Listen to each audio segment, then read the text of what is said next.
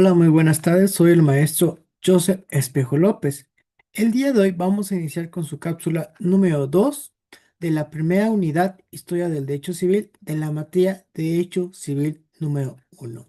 Ahora bien, ¿cuál va a ser el objetivo principal de esta, de esta cápsula? El objetivo principal va a ser que el mismo estudiante pueda analizar la estructura, así como el funcionamiento e impacto histórico que tuvo la República Romana, reconociendo de esta forma la importancia tanto de sus instituciones como la evolución del sistema jurídico romano y cómo es que influyó directamente al derecho civil moderno contemporáneo. De igual forma también, en base a este objetivo, poco a poco iremos estudiando cómo es que surgió y se consolidó y las características principales de este periodo de tiempo de la sociedad romana, la República Romana, y por ejemplo también comprendiendo cómo esta etapa histórica marcó una profunda transformación tanto jurídica como política fundamental en la sociedad romana y de igual forma también cómo es que sustituyó el periodo monárquico y de igual forma también qué influencia tuvo al actual derecho civil contemporáneo. Ahora bien, estableciendo esto, vamos a empezar analizando qué fue la República Romana. Recordemos que la República Romana fue el periodo de la sociedad que comprendió desde el año 509 a.C. hasta el año 27 a.C. Sin embargo, también recordemos que antes de la existencia y surgimiento de la República Romana existía lo que era la monarquía romana. Lamentablemente, dentro de la monarquía romana existía muchos abusos por parte del monarca. Tanto es así que la prole, es decir, de las clases bajas, ya no soportaban este tipo de abusos. De igual forma también, lamentablemente, este sistema monárquico no podía seguir satisfaciendo las necesidades de la misma sociedad. Por esa razón y otros factores, tanto endógenos como exógenos, fue necesario y totalmente irremediable derrocar la monarquía romana y pasar a un sistema más garantista a derechos humanos, es decir, más conforme y más en armonía a lo que es el Estado del Derecho, pasando a la famosa República Romana. Es decir, pasamos del poder de un monarca totalmente absolutorio a la configuración de magistrados y de senados. Es decir, pasamos de un sistema monárquico y de abuso de derechos a un sistema un poquito más garantista y de esta forma también surgiendo diferentes tipos de instituciones fundamentales para la administración de justicia y como antecedentes al derecho civil contemporáneo. Por ejemplo, en esta época del tiempo empezaron a surgir los famosos pretores, que básicamente eran los magistrados encargados de administrar justicia, los cuales básicamente podemos considerar como los antecesores de los actuales jueces que administran justicia actualmente dentro del derecho civil contemporáneo. Y de igual forma también, de igual forma, a través de los pretores empezó a implementarse una nueva forma de ver el derecho, el famoso derecho pretoriano, es decir, empezaron a configurarse diferentes tipos de normas y principios jurídicos para poder complementar el derecho civil que ya se estaba de cierta forma contemplado en el periodo monárquico, pero obviamente de forma muy rudimentaria. Es decir, vamos evolucionando conforme a la configuración e implementación del derecho civil, en este caso durante la República Romana. No obstante, ¿cuáles fueron las principales autoridades que surgieron a raíz de la República Romana? Principalmente tenemos a los pretores, que básicamente eran los jueces encargados de administrar la justicia. No obstante, también encontramos los cónsules, que básicamente eran los máximos gobernantes con poder militar y civil. Y por ejemplo, también los censores, que básicamente fungían como una especie de INEGI, es decir, encargados del censo y de la moral pública. Y por último, tenemos los ediles, que básicamente eran los que administraban la ciudad, como una especie de ayuntamiento, para que me puedan entender. Y los cuestores, que básicamente eran como una especie de organizador financiero, como un contador que manejaba de cierta forma las finanzas dentro de la República Romana. Es decir, aquí lo interesante es que dentro de este tiempo histórico y periodo histórico de la sociedad romana, ya empezamos a establecer no solamente dos autoridades, sino diferentes autoridades y cada una encargada para poder administrar justicia o resolver alguna necesidad, ya sea administrativa, penal o civil, dentro de la sociedad, lo cual es sumamente interesante porque nos da a entender que desde un principio fue tal la necesidad del ser humano para poder resolver sus necesidades dentro de su sociedad que fue necesario implementar diferentes tipos de mecanismos y establecer reglas o legislaciones para poder administrar justicia y poder, de cierta forma, resolver esas necesidades que se tenía en ese periodo del tiempo. Ahora bien, de igual forma también algo sumamente importante e interesante de la República Romana y lo cual aún se sigue manejando es que, por ejemplo, cada rama del derecho va a tener sus propias fuentes del derecho. Es decir, principalmente vamos a encontrar lo que es la Constitución Política de los Estados Unidos Mexicanos, la jurisprudencia que emite la Suprema Corte de Justicia de la Nación, los principios generales del derecho, etcétera. Algo parecido empezó a surgir en la República Romana. Empezaron a surgir las fuentes formales del derecho romano en este periodo del tiempo de la República. Es decir, básicamente de donde surgía y donde emanaba el derecho.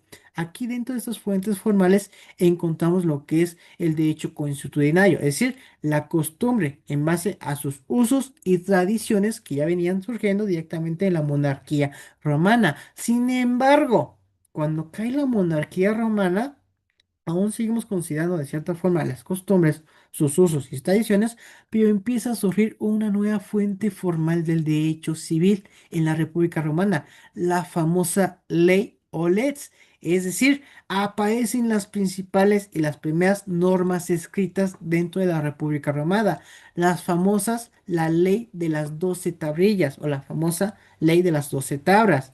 Es decir, regulando de esta forma y de forma formal un aspecto de cada sociedad, en este caso de la sociedad romana, un área en específico.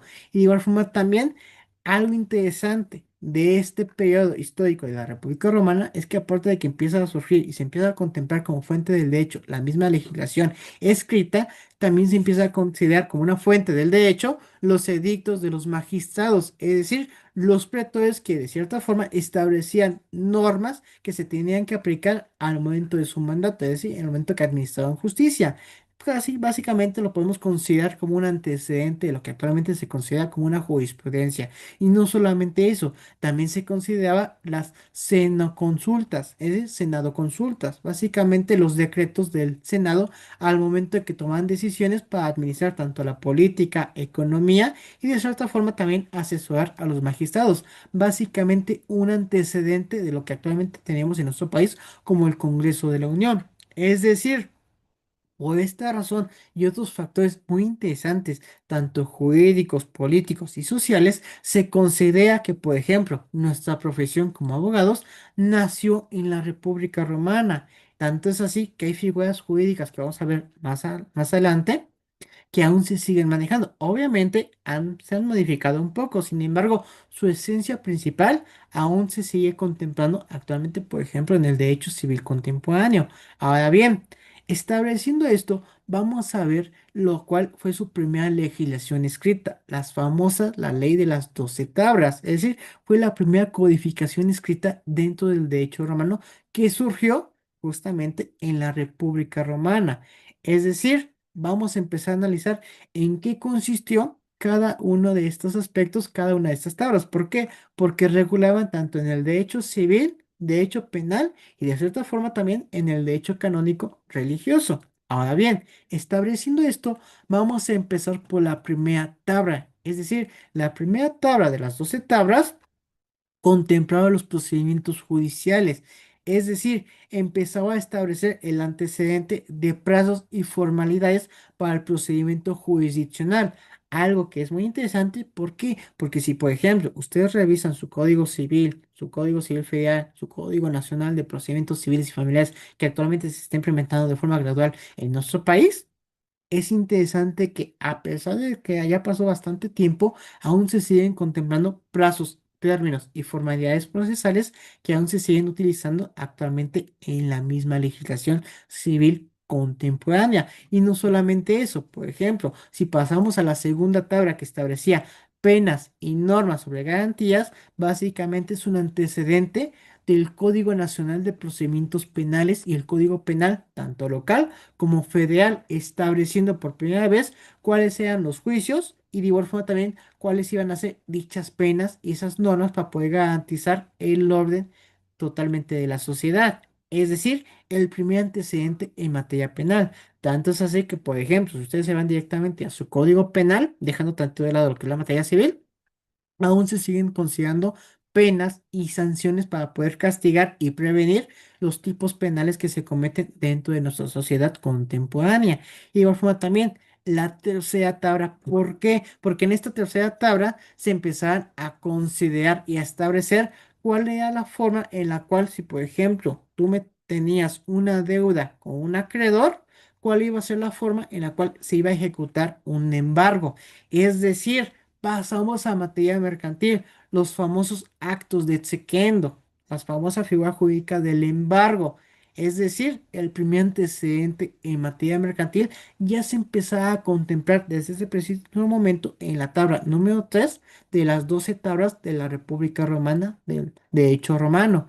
Es decir, si se dan cuenta, algo muy interesante, dejando tanto de lado lo que son las 12 tablas, actualmente nuestro derecho civil contemporáneo, así como todo nuestro sistema jurídico mexicano, tiene mucha influencia respecto al derecho romano, en especial en la República Romana. ¿Por qué? Porque fue tan eficiente este tipo de configuraciones jurídicas, nacimiento tanto de instituciones como figuras jurídicas, que a pesar del tiempo, aunque ya no está vigente el derecho romano, aún se sigue utilizando de cierta forma con algunas modificaciones estos conceptos jurídicos que empezaron a nacer en la República Romana para poder regular a sus habitantes, a su sociedad. Tanto es así que, por ejemplo, en la tabla número 4 encontramos una figura muy interesante y famosa conocida como el Pater Familias, que básicamente es el antecedente de lo que actualmente se considera como padre de familia. Es decir, básicamente era el jefe de familia, tenía derechos sobre sus hijos y en este caso, obviamente ya no está vigente, pero se considera como antecedente. ¿Por qué? Porque tenía derecho tanto de venderlos, así como también se empezó a regular lo que es la tutela y lo que es la herencia hacia los hijos. Tanto es así que una figura jurídica muy interesante que surgió aquí en la República Romana fue la figura del cuyus, es decir, de cuyas herencia emana. Básicamente el autor de la herencia. Tanto es así que desde preciso momento en la historia de la República Romana ya se empezaba a considerar, y de igual forma también, la tabla número quinto empezaba a establecer cómo es que se tenía que realizar los testamentos y qué formalidades tenían que tener, en este caso, las sucesiones. Es decir, actualmente en nuestro derecho civil tenemos lo que es la sucesión testamentaria e intestamentaria. Sin embargo, desde ese preciso momento ya se empezaba a contemplar. Y de igual forma también, algo interesante es que desde este preciso aspecto también ya se empezaba a regular el concepto jurídico de la propiedad y la validez de los contratos para poder transferir bienes. Es decir, actualmente dentro del derecho civil tenemos el concepto de lo que es la propiedad y la posesión.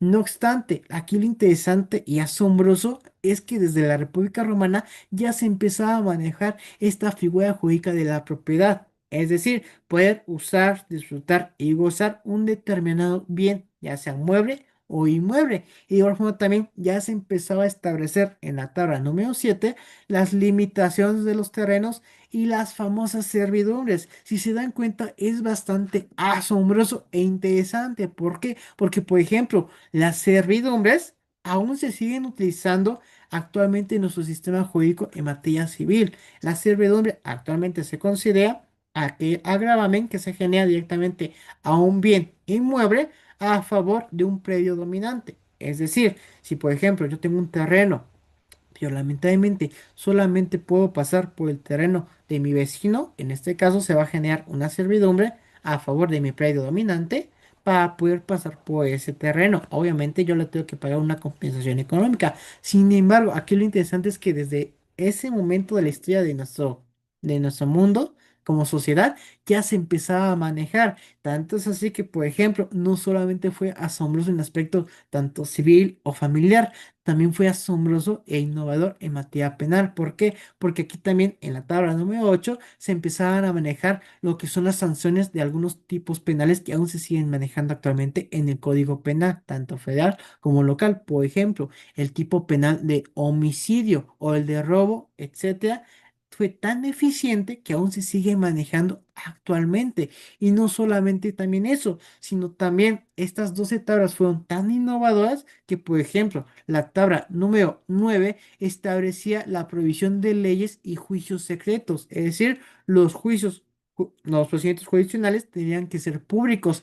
Tanto es así que, por ejemplo, el artículo 20 constitucional de nuestra Constitución Política de Estados Unidos Mexicanos en materia penal establece las características del sistema penal acusatorio adversarial a partir de la reforma de 2008 en materia penal, estableciendo que efectivamente los juicios tienen que ser totalmente públicos, a menos que obviamente actualmente si tiene alguna de las características que menciona y limitaciones que establece la misma legislación. ¿En qué sentido? Si, por ejemplo, está en peligro el interés superior de la niñez, tiene que ser ahora sí que a juicio cerrado, o por ejemplo, sea para la protección para la víctima, porque posiblemente puede estarse en estado de vulnerabilidad, tiene que ser a juicio cerrado. No obstante, aquí lo interesante es que ese concepto de un juicio público ya se estaba manejando desde la antigua Roma, desde la República Romana. Imagínense, tantos años han pasado que sin embargo esas ideas, esa ideología jurídica a pesar del tiempo, aún se sigue respetando su naturaleza, obviamente con algunas características